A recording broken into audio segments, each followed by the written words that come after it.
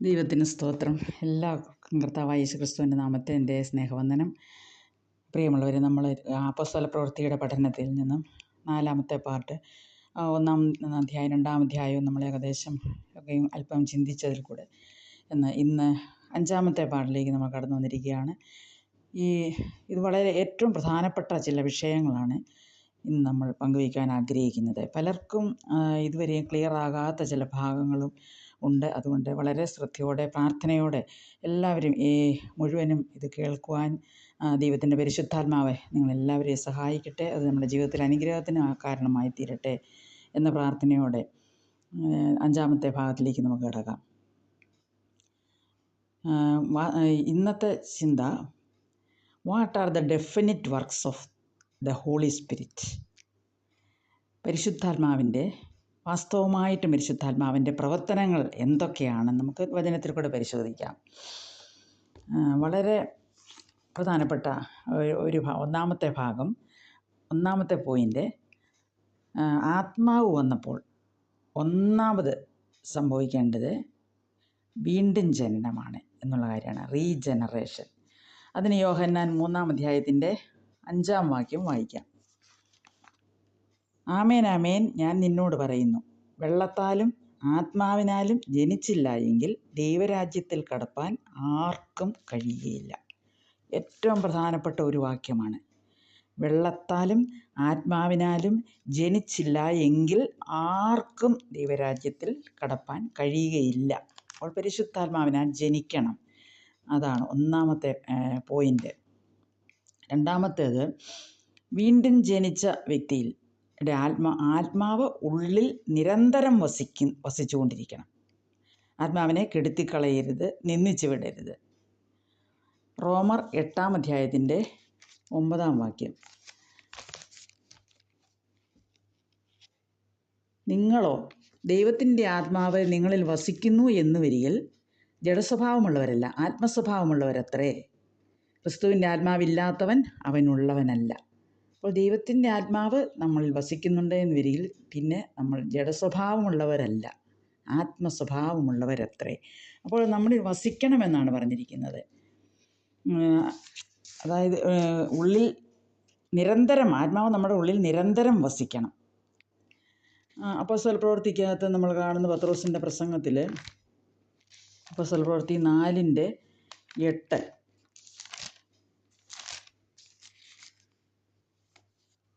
പത്രോസ് പരിശുദ്ധാത്മാവ് നിറഞ്ഞവനായി അവരോട് പറഞ്ഞത്. അപ്പോൾ ഇത് പത്രോസിൻ്റെ 3-ാമത്തെ പ്രസംഗമാണല്ലോ. ആദ്യത്തെ പ്രസംഗത്തിൽ പരിശുദ്ധാത്മാവിൻ്റെ നിറവ് ലഭിച്ചതും അപ്പോൾ പ്രസംഗിച്ചതൊക്കെ നമ്മൾക്ക് അറിയാം. ഇത് 3-ാമത്തെ പ്രസംഗമാണ്. അപ്പോൾ വീണ്ടും പരിശുദ്ധാത്മാവ് നിറഞ്ഞവനായി നമ്മളിവിടെ കാണുകയാണ്. അപ്പോൾ നിരന്തരം നമ്മുടെ ഉള്ളിൽ വസിക്കണം. വീണ്ടും വീണ്ടും ആത്മാവിനെ ജ്വലിപ്പിക്കുന്ന ഒരനുഭവം തന്നെ നമ്മളിൽ ഉണ്ടാകണം എന്നാണ് ഈ വചനം നമ്മളോട് സംസാരിക്കുന്നത്. 3-ാമത്തെ പോയിൻ്റ്, ആത്മാവിനാൽ ദൈവം നമ്മളെ മുദ്രയിടുകയാണ്. അതിന് എഫേസ്യർ 1-ാം അധ്യായത്തിൻ്റെ 13, 14 വാക്യങ്ങൾ നമുക്ക് നോക്കാം. എഫേസ്യർ 1, 13, 14. അവനിൽ നിങ്ങൾക്കും നിങ്ങളുടെ രക്ഷയെക്കുറിച്ചുള്ള സുവിശേഷമെന്ന സത്യവചനം നിങ്ങൾ കേൾക്കുകയും അവനിൽ വിശ്വസിക്കുകയും ചെയ്തിട്ട് തൻ്റെ സ്വന്തം ജനത്തിൻ്റെ വീണ്ടെടുപ്പിന് വേണ്ടി തൻ്റെ മഹത്വത്തിൻ്റെ പുകഴ്ചയ്ക്കായിട്ട് നമ്മുടെ അവകാശത്തിൻ്റെ അച്ചാരമായ വാഗ്ദത്തത്തിൻ പരിശുദ്ധാത്മാവിനാൽ മുദ്രയിട്ടിരിക്കുന്നു. അപ്പോൾ ദൈവത്തിൻ്റെ ആത്മാവിനാൽ ദൈവം നമ്മളെ മുദ്രയിടുകയാണ്. അതായത് നമ്മുടെ അവകാശം, നമ്മുടെ ഉടമസ്ഥാവകാശം ദൈവത്തിൻ്റെ കയ്യിലാണെന്നാണ് ഈ മുദ്ര കാണിക്കുന്നത്. ഒരു മുദ്ര അതാണല്ലോ കാണിക്കുന്നത്. വീണ്ടും എഫേസ്യർ 4:30 നമുക്ക് വായിച്ച് നോക്കാം. എഫേസ്യർ 4:30, ദൈവത്തിൻ്റെ പരിശുദ്ധാത്മാവിനെ ദുഃഖിപ്പിക്കരുത്, അവനാലല്ലോ നിങ്ങൾക്ക് വീണ്ടെടുപ്പ് നാളിനായി മുദ്രയിട്ടിരിക്കുന്നത്. അപ്പോൾ ആത്മാവിനാൽ ദൈവം മുദ്രയിട്ട് ദൈവത്തിൻ്റെ ഉടമസ്ഥാവകാശം അവിടെ സ്ഥാപിച്ചിരിക്കുകയാണ്. അതാണ് 3-ാമത്തെ പോയിൻ്റ്.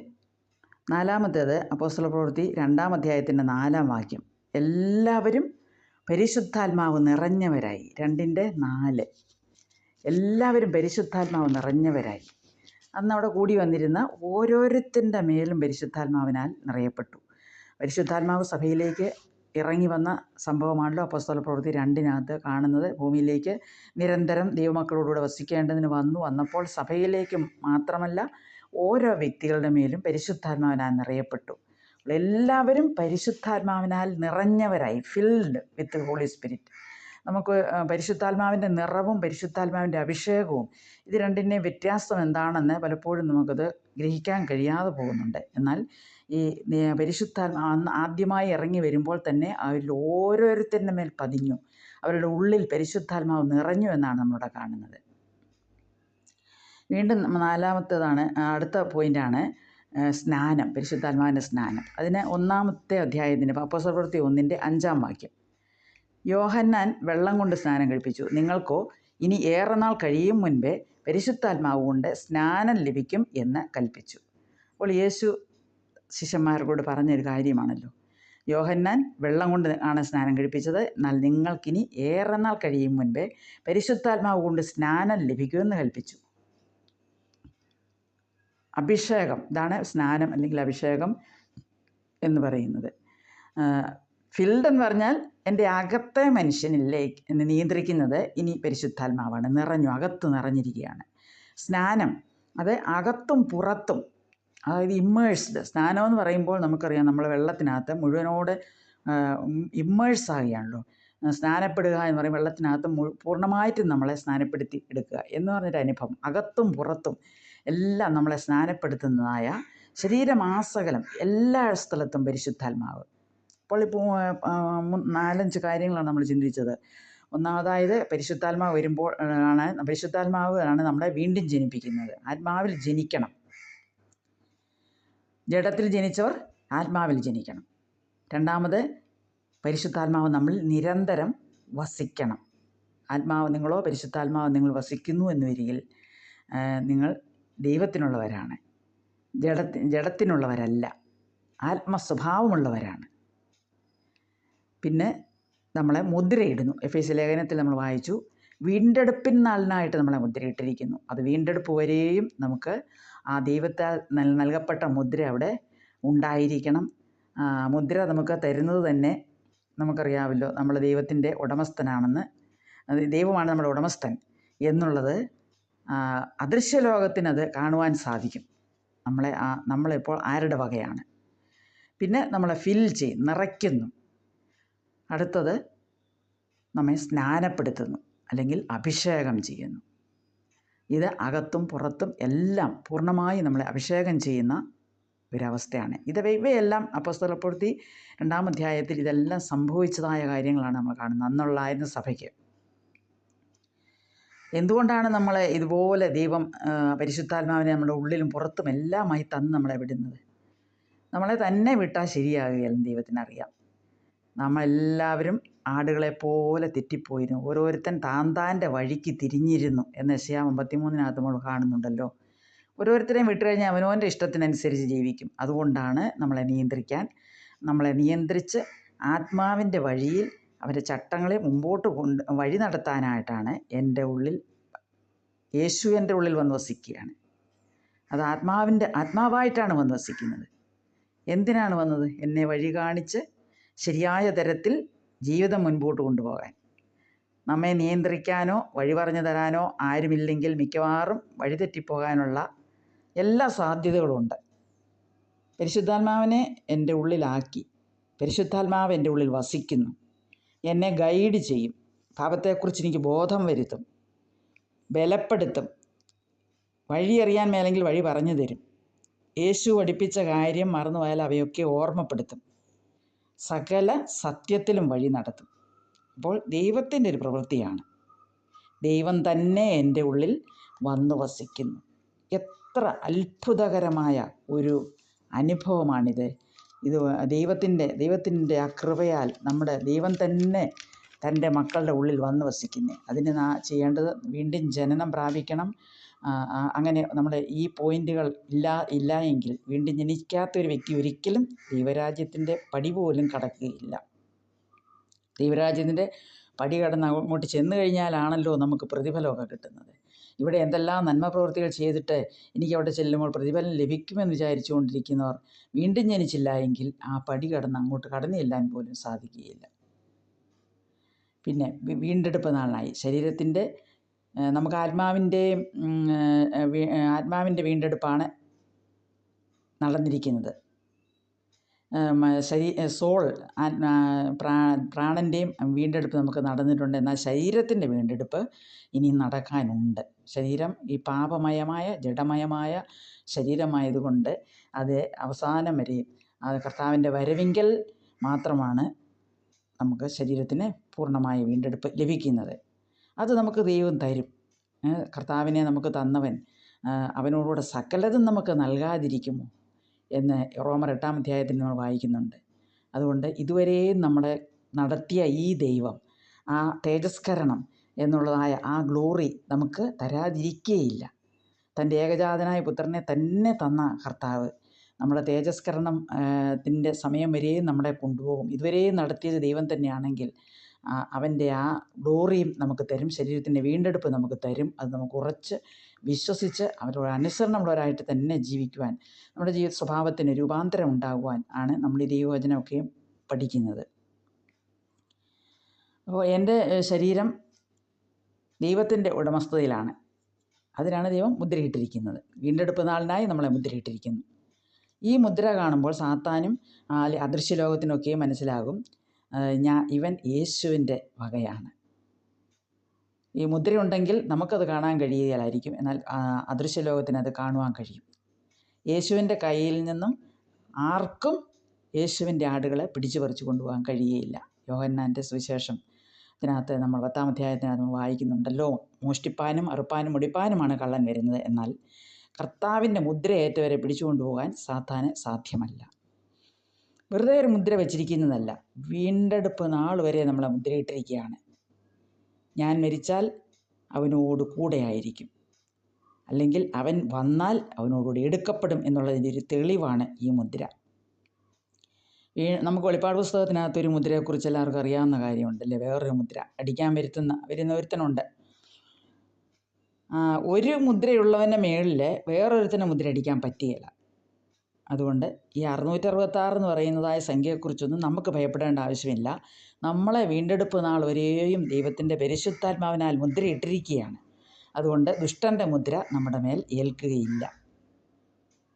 അപ്പോൾ അതിനെ ഓർത്ത് ദൈവ മക്കൾക്ക് ഭയപ്പെടേണ്ട ആവശ്യമില്ല. ഇതൊക്കെയും കർത്താവിൻ്റെ എത്ര വലിയൊരു കൃപയാണ് നമ്മൾ മനസ്സിലാക്കണം. പരിശുദ്ധാത്മാവിനെ എനിക്ക് തന്നു എന്ന് പറയുന്നത് ദൈവത്തിൻ്റെ കൃപയുടെ ഒരു പ്രവൃത്തിയാണ്.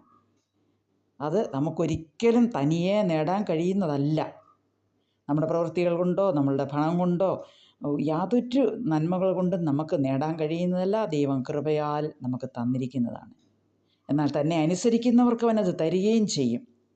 ദൈവത്തിന് സ്തോത്രം. നമ്മൾ തെറ്റി ദൈവത്തിൽ നിന്ന് അകന്നു പോകാനല്ല.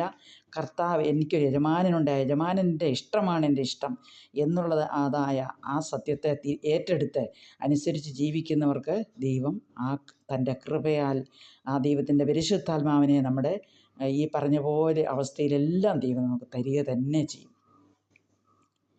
ദൈവത്തിന് എന്നോട് സ്നേഹമുണ്ടായപ്പോൾ, ലോകസ്ഥാപനത്തിന് മുമ്പേ എന്നെ തിരഞ്ഞെടുത്തപ്പോൾ, ഒരു പ്രത്യേക കാലത്തിൽ ആത്മാവിൻ്റെ ഉള്ളിൽ വസിക്കാനായി എന്നിലേക്ക് വന്നു.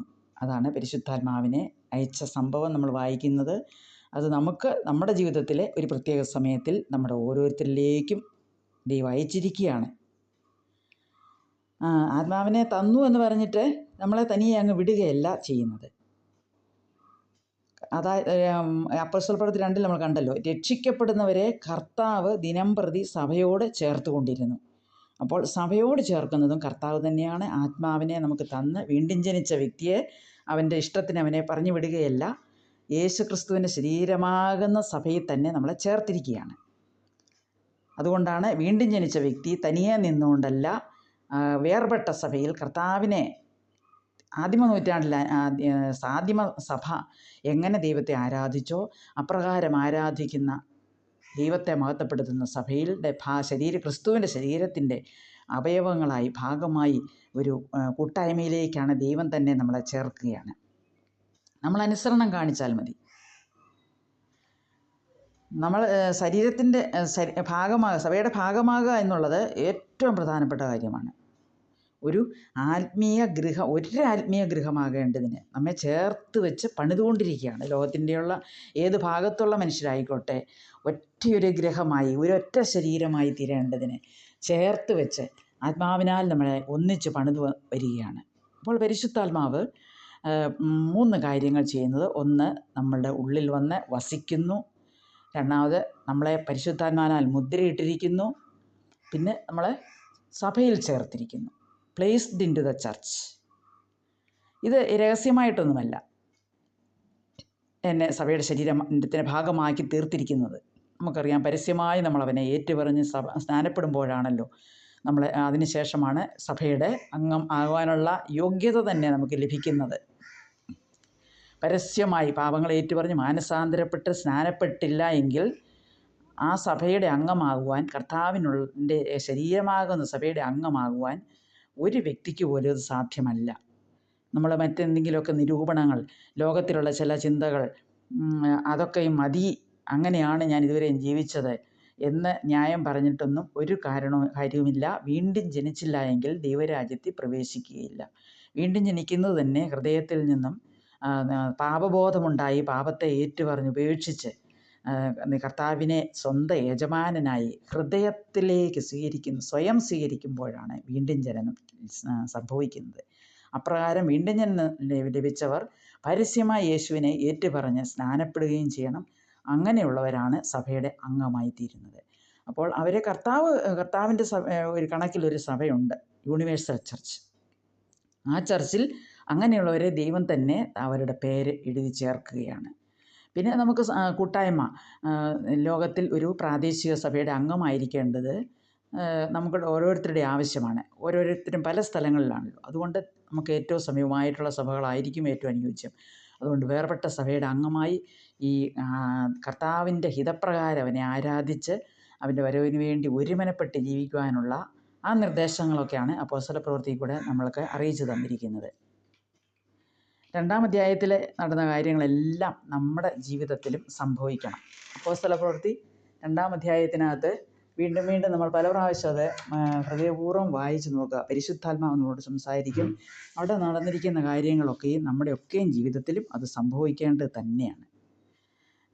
പരിശുദ്ധാത്മാവ് ഇറങ്ങി വന്നത് തന്നെ നമ്മെ നിറയ്ക്കുവാനും മുദ്രയിടുവാനും നമ്മെ സഭയുടെ ഭാഗമാക്കി തീർക്കുവാനുമാണ്. ഈ കാര്യങ്ങൾ ലഭിക്കാതെ ഒരിക്കലും നമുക്ക് കർത്താവിൻ്റെ ശരീരത്തിൻ്റെ ഭാഗമായി തീരുവാനോ അവൻ്റെ മണവാട്ടിയായി അവനോട് പോകുവാനോ സാധ്യമല്ല. 2-ാം അധ്യായത്തിൽ നിന്നും ആണ് ഈ കാര്യങ്ങളൊക്കെ നമ്മളിപ്പോൾ ചിന്തിച്ചത്. അപ്പോൾ 3-ാം അധ്യായം നമുക്ക് മനസ്സിലാകണമെങ്കിൽ തന്നെ അപ്പോസ്തലപ്രവൃത്തി 2-ാം അധ്യായത്തിൻ്റെ 43-ാം വാക്യം വായിക്കണം. 2:43. എല്ലാവർക്കും ഭയമായി അപ്പോസ്തലന്മാരാൽ ഏറിയ അത്ഭുതങ്ങളും അടയാളങ്ങളും നടന്നു. ദൈവത്തിന് സ്തോത്രം. അപ്പോൾ ഇവിടെ നമ്മൾ വെറുതെ അങ്ങ് വായിച്ചു വിടും. അപ്പോസ്തലൻ എല്ലാ മനുഷ്യർക്കും അത് ഭയമായി. കർത്താവിൻ്റെ ആത്മാവിൻ്റെ ആ പ്രവർത്തനം വന്നപ്പോൾ അവരത് അനുഭവിച്ചപ്പോൾ അവിടെ അപ്പോസ്തലന്മാരാൽ ഏറിയ അത്ഭുതങ്ങളും അടയാളങ്ങളും നടന്നു എന്നാണ് കാണുന്നത്. എന്നാൽ അപ്പോസ്തലപ്രവൃത്തിക്കകത്ത് രേഖപ്പെടുത്തിയിരിക്കുന്ന ഒന്നാമത്തെ അത്ഭുതം 4-ാം അധ്യായത്തിനകത്ത് കാണുന്ന 3-ാം അധ്യായത്തിനകത്ത് കാണുന്ന മുടന്തൻ്റെ സൗഖ്യമാണല്ലോ. എന്നാൽ അതുകൂടാതെയാണ് നമ്മൾ കാണുന്നത് അപ്പോസ്തലന്മാരാൽ ഏറിയ അത്ഭുതങ്ങളും അടയാളങ്ങളും നടന്നു. അതായത് എണ്ണാൻ പറ്റാത്തവണ്ണം, അതെല്ലാം രേഖപ്പെടുത്തി വെക്കാൻ സാധ്യമല്ല. അതുകൊണ്ടാണ് ചുരുക്കം ചിലത് മാത്രമാണ് ബൈബിളിനകത്ത് രേഖപ്പെടുത്തിയിട്ടുള്ളൂ. അപ്പോൾ ഈ ഏറിയ അടയാളങ്ങളൊക്കെ നടക്കുമ്പോൾ 5-ാം അധ്യായത്തിൻ്റെ 15-ഉം 16-ഉം വാക്യങ്ങൾ നമുക്കൊന്ന് വായിച്ചു നോക്കാം. 5-ാം അധ്യായത്തിൻ്റെ 15-ഉം 16-ഉം അപ്പോസ്തലപ്രവൃത്തി. രോഗികളെ പുറത്തു കൊണ്ടുവന്നു. പത്രോസ് കടന്നു പോകുമ്പോൾ അവൻ്റെ നിഴലെങ്കിലും അവരിൽ വല്ലവരുടെ മേലും വീഴേണ്ടതിന് വീഥികളിൽ വിരിപ്പന്മേലും കിടക്കുമേലും കിടത്തും. അതുകൂടാതെ യെരുശലേമിന് ചുറ്റുമുള്ള പട്ടണങ്ങളിൽ നിന്നും പുരുഷാരം വന്നുകൂടി രോഗികളെയും അശുദ്ധാത്മാക്കൾ ബാധിച്ചവരെയും കൊണ്ടുവരികയും അവർ എല്ലാവരും സൗഖ്യം പ്രാപിക്കുകയും ചെയ്യും. അപ്പോൾ അപ്പോസ്തലന്മാരാൽ നടന്ന ഏറിയ അത്ഭുതങ്ങളെക്കുറിച്ചാണ് നമ്മൾ കാണുന്നത്. പത്രോസിൻ്റെ നിഴലെങ്കിലും വന്ന് വീണാൽ മതി എന്ന് പറഞ്ഞ് ജനം അവരെ കൊണ്ടുവന്ന് വീഥികളിൽ കൊണ്ടുവന്ന് വിരപ്പിന്മേലൊക്കെയും കിടത്തുകയാണ്. അങ്ങനെ ചുറ്റുമുള്ള പട്ടണങ്ങളിൽ ദേശങ്ങളിൽ നിന്നെല്ലാം ഈ അത്ഭുതങ്ങൾ കേട്ട് അനേകർ കടന്നു വരികയും അവരെല്ലാം യേശുവിൻ്റെ നാമത്തിൽ സൗഖ്യമാകുകയും ചെയ്തു. എന്നാൽ ഇവയൊന്നും ഈ ബൈബിളിനകത്ത് രേഖപ്പെടുത്തിയിട്ടില്ല. അപ്പോസ്തലപ്രവൃത്തി 3-ാം അധ്യായത്തിനകത്ത് പറയുന്ന മുടന്തൻ്റെ സൗഖ്യമാണല്ലോ നമ്മൾ കാണുന്നത്, റിപ്പോർട്ട് ചെയ്യപ്പെട്ടിരിക്കുന്നതായ അത്ഭുതം. അപ്പോൾ അപ്പോസ്തലപ്രവൃത്തി 3 വീണ്ടും പത്രോസിൻ്റെ ഒരു പ്രസംഗമാണ് നമ്മൾ കാണുന്നത്. 2-ാമത്തെ പ്രസംഗം 12 മുതൽ 26 വരെയുള്ള വാക്യങ്ങളിൽ. അപ്പോൾ ഈ അധ്യായത്തിൽ പത്രോസിൽ കൂടെ നടന്ന ഈ 3-ാം അധ്യായത്തിലെ ഒരു അത്ഭുതവും പിന്നെ തൻ്റെ 2-ാം പ്രസംഗവും രേഖപ്പെടുത്തിയിരിക്കുന്ന 2-ാം പ്രസംഗമാണുള്ളത്. അന്ന് ദിനംപ്രതി അത്ഭുതങ്ങളുടെ അടയാളങ്ങളും നടന്നുകൊണ്ടിരുന്നു. രക്ഷിക്കപ്പെടുന്നവരെ ദിനംപ്രതി സഭയോടെ ചേർത്തുകൊണ്ടിരുന്നു. അപ്പോൾ നമ്മൾ എന്തുകൊണ്ടാണ് ഈ അത്ഭുതങ്ങൾ അടയാളങ്ങളൊക്കെ എന്തിനാണ് ദൈവം നടത്തിയത് എന്നുള്ളതിനെക്കുറിച്ചൊക്കെ നമുക്ക് ദൈവം അനുവദിച്ചാൽ അടുത്ത ഭാഗത്ത് ചിന്തിക്കാം. ഈ ഭാഗങ്ങളെ നമുക്ക് വീണ്ടും ദൈവവചനം വളരെ ശ്രദ്ധയോടെ അപ്പോസ്തലപ്രവൃത്തിയും ഇന്ന് വായിച്ച ദൈവവചനങ്ങളൊക്കെയും ഒരിക്കൽ കൂടെ വളരെ ശ്രദ്ധയോപൂർവ്വം വായിക്കുകയും കർത്താവിൻ്റെ സഭയുടെ അംഗങ്ങളായി തന്നെ നമുക്ക് ഉറച്ച് രൂപാന്തരപ്പെട്ട് അനുസരണമുള്ളവരായി നമ്മുടെ പാപങ്ങളൊക്കെ ഏറ്റുപറഞ്ഞുപേക്ഷിച്ച് അവൻ്റെ സന്നിധിയിൽ വിശുദ്ധരായി വളരുവാൻ കർത്താവ് നമ്മളെല്ലാവരെയും സഹായിക്കട്ടെ എന്ന് പറഞ്ഞുകൊണ്ട് എൻ്റെ വാക്കുകളെ നിർത്തുന്നു. ദൈവത്തിന് സ്തോത്രം.